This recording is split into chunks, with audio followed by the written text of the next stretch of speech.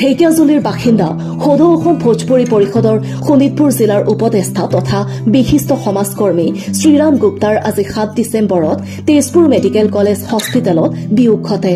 উল্লেখ্য যে ঢেকিয়াজুলিৰ বাসিন্দা ঢেকিয়াজুলি কেন্দ্ৰীয় ৰঙালী বিহু সমিতিৰ প্ৰাক্তন কোষাধ্যক্ষ, ঢেকিয়াজুলি ছট পূজা সমিতিৰ দুটাকৈ কাৰ্যকালৰ কোষাধ্যক্ষ, ছট পূজা সমিতিৰ প্ৰাক্তন সভাপতি, সদৌ অসম ভোজপুৰী পৰিষদৰ শোণিতপুৰ জিলাৰ উপদেষ্টা, অৱসৰপ্ৰাপ্ত বেংক বিষয়া তথা বিশিষ্ট সমাজকৰ্মী শ্ৰীৰাম গুপ্তাৰ আজি পুৱতি নিশা 3 বজাত তেজপুৰ মেডিকেল কলেজ হস্পিটেলত চিকিৎসাধীন অৱস্থাত ৭৪ বছৰ বয়সত মৃত্যু ঘটে।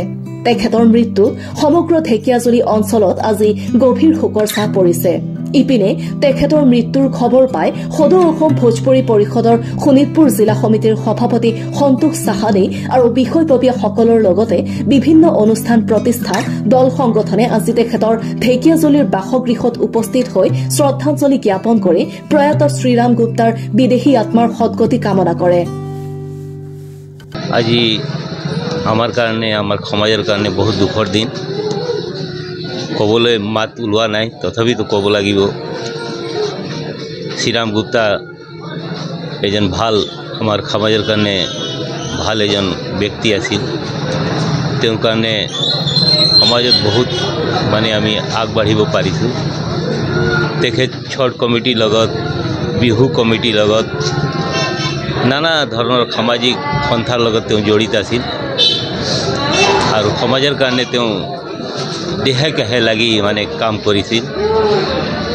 ছট পূজা যিটো আমাৰ আছে ছট ঘাটত, এইটো ডাকবাংলা ওচৰত, তেখেত বহুত বছৰ আমাৰ কেচিয়াৰ হিচাপে কাম কৰিছিল।